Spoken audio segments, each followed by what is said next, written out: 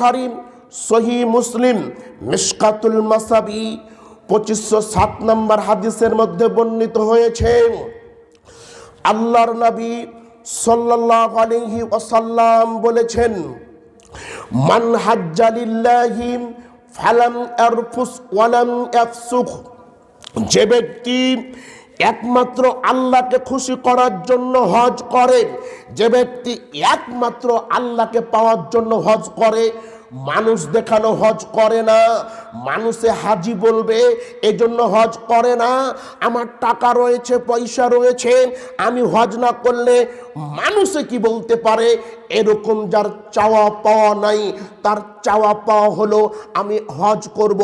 একমাত্র আল্লাহকে খুশি করার জন্য,